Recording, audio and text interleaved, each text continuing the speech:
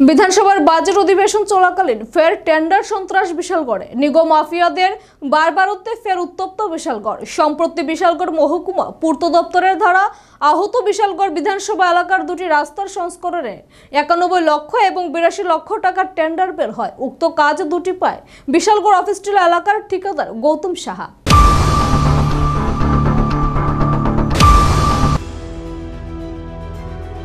অভিযোগ, কাজগুলো গৌতম সাহা পাওয়ার পর থেকে বিশালগড়ের কতিপয় সমাজদ্রোহীরা কাজ দুটি টেন্ডার তুলে নেওয়ার হুমকি ধমকি দেওয়া শুরু করে ঠিকাদারকে। বৃহস্পতিবার বিশালগড় বাইপাস এলাকায় ঠিকাদার গৌতম সাহার গাড়ি আটকে এতে আক্রমণ চালায় সমাজদ্রোহীরা। লোহার রড শাবল লাঠি সোঁটা দিয়ে ভাঙচুর চালানো হয় গাড়িতে। ঘটনাস্থল থেকে কোনো ক্রমে প্রাণ বাঁচিয়ে বিশালগড় থানায় ছুটে আসেন গৌতম সাহা ও তার সহকারী বিবাস সিনহা। ঘটনার পরিপ্রেক্ষিতে বিশালগড় থানায় অভিযোগ দায়ের করে ঠিকাদার গৌতম সাহা।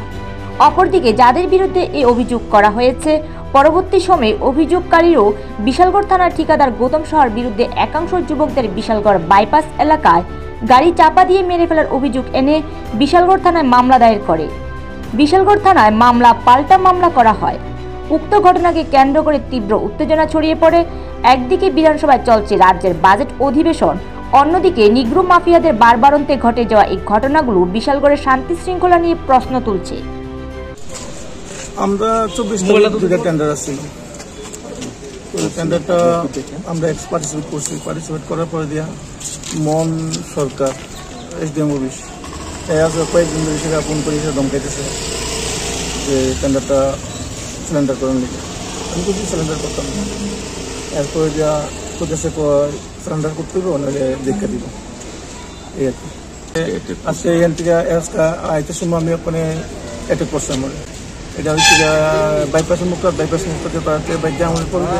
বাচ্চা আইসি এখান আমার সময় ইয়ের সামনে রণবীর সরকার আর এসে মন্তার গ্রুপটা আমার কর্পোরেট আসলো, রুবের আসলো বালুগো আসলাম আর এসে